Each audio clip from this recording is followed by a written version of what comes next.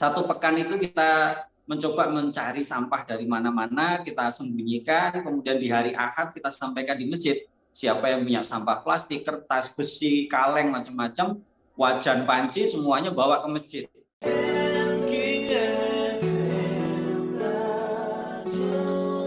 Tapi kan tadi juga memang mengubah mindset ya, yang artinya tadi memang saya setuju sekali Ustadz ya, yang tadinya membuang dari diksi Ya, membuang adalah menjadi sodakoh atau mensodakohkan begitu ya. ya. Kalau dibuang memang sudahnya dibuang ya jadi sampah beneran Ustadz ya, Iya, tidak iya. bisa terpakai lagi dan memang tidak bisa didaur ulang begitu ya. Kalau disodakohkan, dikumpulkan, dipilah dan dipilih, kemudian masih bisa menjadi barang yang bermanfaat dan kemudian memang Betul. dari namanya Sodakoh Sampah, founder gerakan Sodakoh Sampah ini ya Ustadz Ananto Isworo juga Masya Allah ya, pasti ada visi dan misinya juga nih Ustadz ya, walaupun tadi juga ada ya tersirat ya. Ya. Mungkin lebih lengkapnya Ustadz kalau dari gerakan Sodakoh Sampah ini, visi dan misinya apa sebenarnya nih?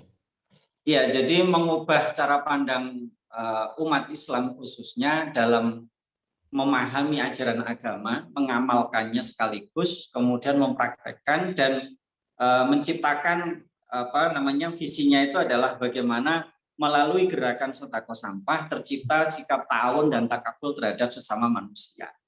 Jadi itu visinya. Jadi Masya Allah. selain prosesnya sebagai save the world, bagaimana membantu ya menyelamatkan bumi, tetapi juga tadi program visi utamanya adalah menciptakan ini sikap ta'awun takaful itu bisa dilakukan oleh semua orang, tidak hanya kaya, tapi yang miskin pun yang tidak mampu pun bisa. Sehingga sekarang orang yang tidak mampu sekalipun itu mereka bisa bersedekah dan happiness-nya menjadi naik.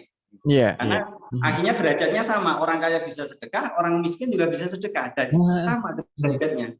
Dan ketika nggak punya sampah di rumah, mereka tercipta tadi melaksanakan kullu ma'rufin shadaqah, setiap kebaikan nilainya shadaqah. Jadi ketika berangkat ke masjid, lihat botol plastik diambil, bawa pulang, kumpulkan. Akhirnya menjadi sedekah bagi kita semuanya. Dan dulu ya memulainya sendirian gitu. Semakin penasaran ya, ini nanti sampahnya akan diolah seperti apa ya, sahabat MQ juga nanti boleh tanya-tanya, atau juga yang baru tahu ya di malam hari ini langsung saja nih, langsung kita ke foundernya ya, sahabat MQ ya, founder Gerakan Sedekah Sampah dari Kampung Brajan, sahabat MQ Yogyakarta. Nah kemudian Ustadz, ini kan memang inisiatornya Ustadz sendiri, foundernya Ustadz Ananto Isworo sendiri. Yang membuat Ustadz tergerak gitu, membuat gerakan ini apa Ustadz?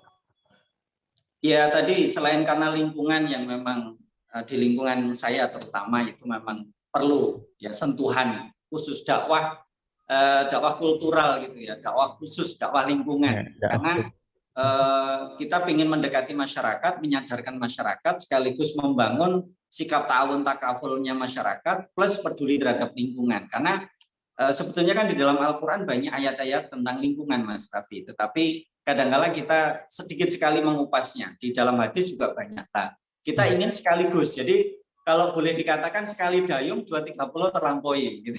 Ya, jadi betul. ini yang kemudian kita ingin membenahi karakter mental yang cenderung negatif, ya auranya aura negatif di kampung itu, ingin kepada bagaimana mereka dekat dengan masjid, kemudian dekat dengan agama, tetapi sekaligus kemudian peduli terhadap lingkungan, peduli terhadap sesama, ekosistemnya, sekaligus menciptakan tadi jiwa sosial, ta'awun takaful itu. Jadi dari situlah kita ingin kemudian gimana caranya membantu. Sementara waktu itu saya baru karyawan kontrak gitu kan, nggak bisa membantu langsung secara uang. Maka ini menjadi satu program terpadu yang kita gerakkan bersama, dakwahnya dapat, peduli lingkungannya dapat, sosialnya dapat, pendidikannya dapat, kemudian ta'awun takafulnya dapat, dan ketergerakan hati mereka kemudian untuk dekat kepada masjid dapat. Sehingga tadi, alhamdulillah kalau dulu orang selalu melihat negatif kepada Kampung Brajan, sekarang alhamdulillah kalau mau ngaji di Brajan, mau cari ilmu apa di Brajan. Dan sedekah sampah ini kan hanya satu bagian dari program utama Eko Masjid. Jadi memang berbasis masjid, Mas Raffi. Jadi Eko Masjid itu ya ada bangunan ramah lingkungan, ada penghijauan, menghasilkan oksigen untuk jamaahnya, kemudian memanen air hujan, air wudhu, pengelolaan sedekah sampah, kemudian ramah anak dan ramah difabel. Jadi ini program terpadu supaya tadi umat ini tidak hanya bicara ibadah mahdhah, tetapi ghairu mahdhah. Karena kan bagian lima kewajiban manusia itu dalam hal lingkungan itu kan hifdzuddin, ya, memelihara agama, ini bagian dari memelihara agama. Hifdzun nafas, memelihara jiwa. Hifdzul akal, memelihara akal.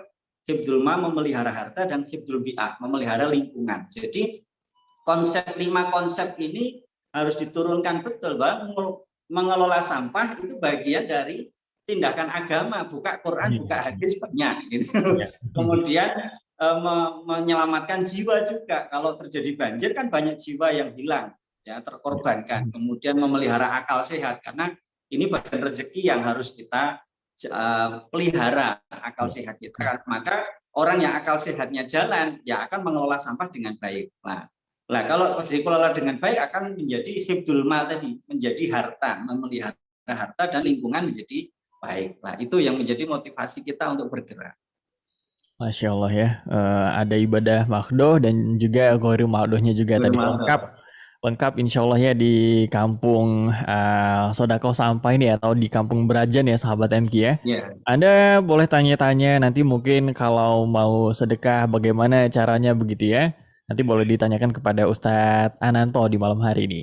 Langsung kita ajak juga ngobrol ya di malam hari ini untuk Anda yang menyimak di malam Ahad, insya Allah keluangan waktunya juga ya, atau ada inspirasi yang menarik, Anda boleh sampaikan juga terkait dengan the power of sampah ya sahabat MQ ya. Anda ada hal-hal atau inspirasi yang bisa Anda bagikan, atau ini Ustadz ya, masukan, kritik dan saran begitu ya. Di malam hari terbuka lebar sekali sahabat MQ. Baik Ustadz. Ini kan biasanya kalau kita lihat fenomenanya ya untuk apapun dalam hal apapun sebenarnya ya, memiliki benda atau memiliki lingkungan begitu ya, merasa memilikinya. Ini kan kadang kita di kampung sendiri saja atau dengan barang kita sendiri saja banyak ya Ustadz ya kita lihat fenomenanya kurang aware, kurang perhatian begitu ya. Jadi ya begitu, kalau tidak dijaga ya cepat rusak juga dan juga akan kena imbasnya nanti tidak sekarang tapi kesempatan yang akan datang begitu ya, baru kerasanya. Ini Ustadz latar belakangnya sebenarnya Ustadz dulu ini di kampung Berajan sebagai pendatang atau memang sebagai tuan rumah begitu. Kemudian seperti apa sih, kita penasaran juga ini latar belakang kampung Berajan ini seperti apa Ustadz? Mungkin bisa diceritakan juga nih. Iya, jadi saya pendatang. Saya aslinya Banyuwangi, kemudian sejak 95 kuliah di Jogja. Baik. Ambil jurusan dakwah ya, komunikasi penyiaran Islam. Ya, jadi kalau Mas Raffi siaran di radio, ini saya di sebelah nanti habis ini siaran juga. Kita satu alma mater berarti Ustadz. Setelah ini. Jadi Mas Raffi mengikuti YouTube kami juga. Ya, jadi, satu alma mater kita Ustadz, Masya Allah. Iya, ini jadi di studio sebelah ini sedang siaran ya. Jadi jadi saya 2005 menempati kampung yang sekarang ini di Berajan. Dan memang saat itu ya warga sendiri. Terus terang saya 4 hari tinggal di Berajan, saya sudah tanda petik dapat ancaman. Mas Ananto kalau mau ke masjid aja, nggak usah ngurusi lingkungan. Yang ini macam-macam warna-warni lah, begitu bahasa mereka. Jadi saya heran warna-warninya apa, baru tahu kalau besok paginya Mas.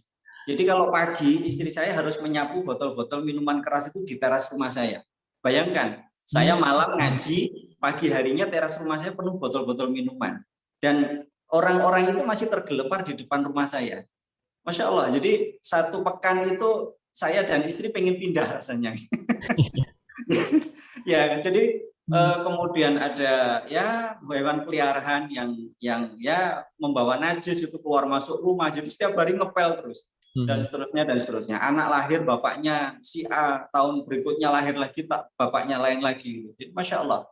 Maka kemudian ini menjadi ya akhirnya sempat kita hampir menyerah ya untuk pindah. Tapi kemudian kita mencoba merenung dan menemukan satu kata kunci sama istri. Jika kamu ingin merubah satu lingkungan, maka rubah dulu cara pandang kamu terhadap lingkungan yang ada di dekat kamu. Nah, itulah yang kemudian menjadi kata kunci semangat motivasi bagi saya dan istri untuk kemudian memulai gerakan-gerakan dari mulai mendirikan sekolah PAUD di rumah juga ada, rumah PAUD berwawasan lingkungan. Karena dari situ, Mas, kemudian kita berpikir, kalau kita mendakwai yang tua-tua, mungkin terjadi berantem gitu. Ya. Maka kemudian anak-anak inilah yang kemudian kita buka PAUD, sekolah PAUD di rumah, kemudian mereka diajari sholat, diajari ngaji, berdoa. Mereka lah yang kemudian ibaratnya kita sebar menjadi dai-daiyah mungil ke rumah masing-masing, mereka lah yang mengajarkan orang tuanya. Alhamdulillah walhasil kemudian mulai berubah dan seterusnya. Sehingga sekarang ya ini berproses terus. Dan anak saya alhamdulillah yang besar, kelas 5 SD dulu sudah bergabung dengan Gerakan Sodako Sampah jadi relawan. Sekarang sudah semester 1 psikologi, kemudian anak nomor 2 kelas 3 SD sudah bergabung jadi relawan, sekarang kelas 1 SMA. Jadi satu rumah pemulung semua ini ya, Mas. Jadi saya sering diguyoni kalau belakangnya ada SAG, kemudian ada ditambah MPSS, itu titel S2, bukan magister pendidikan sastra Swiss, bukan. Tapi MPSS itu manusia pengepul sedekah sampah gitu. Masya Allah, pengepul sedekah sampah gitu ya. MPSS. Masya Allah. Baik, ini menariknya tadi kan Ustadz katakan berawal juga akhirnya terwujud juga tergerak mengajarkan anak-anak dari warga juga ya. Dari bapak ibunya kemudian didirikan PAUD. Itu kan tempat belajar anak-anaknya ini Ustadz. Nah, ini orang tuanya memang latar belakangnya seperti itu begitu kan, dalam tanda kutip ya masih susah untuk diajak berdakwah begitu Ustadz ya. Tapi Masya Allah, alhamdulillah masih ada jalan. Ternyata orang tua juga mengizinkan untuk tetap ikut PAUD begitu Ustadz ya, ikut ngaji ya. Itu masih diizinkan ya?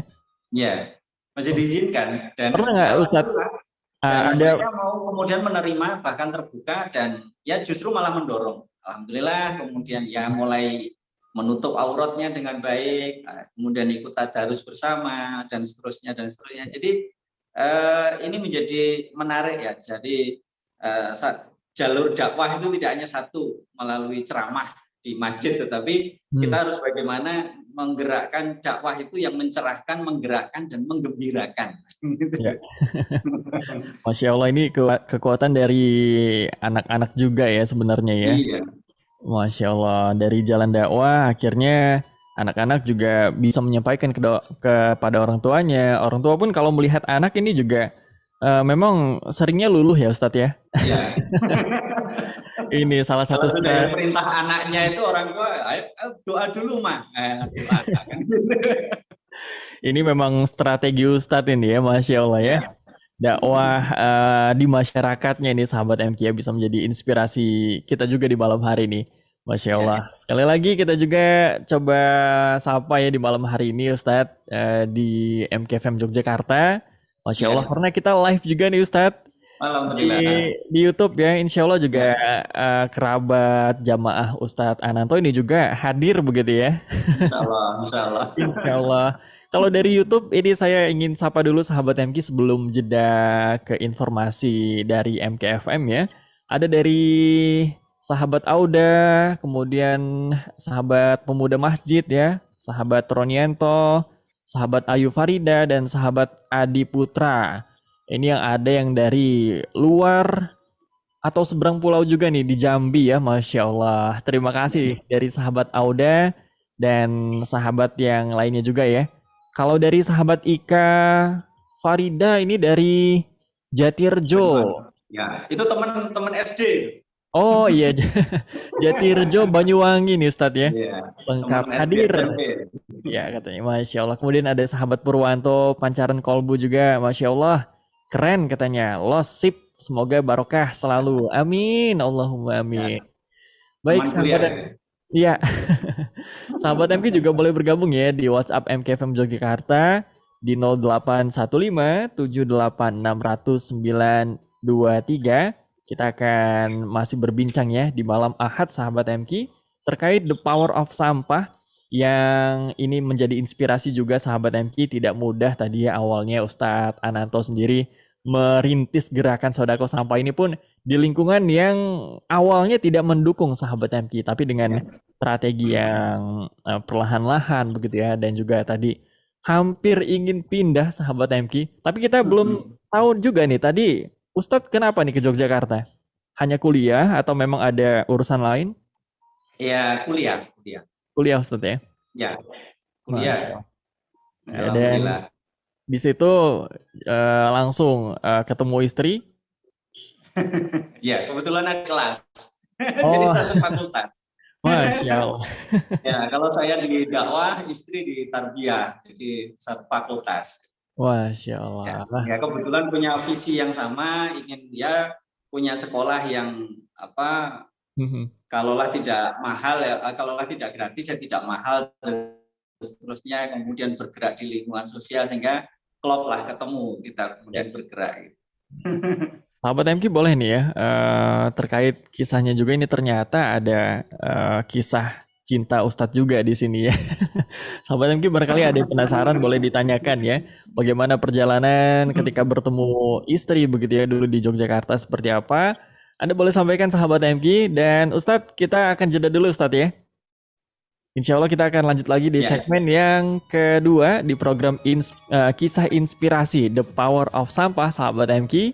Jangan kemana-mana, tetap di 92,3 MK FM Jogja, inspirasi keluarga Indonesia. Tekuni saja apa yang kita lakukan, tidak peduli mau dilihat orang atau tidak, diakui pemerintah atau tidak, tekuni saja karena ini membantu lingkungan sekitar.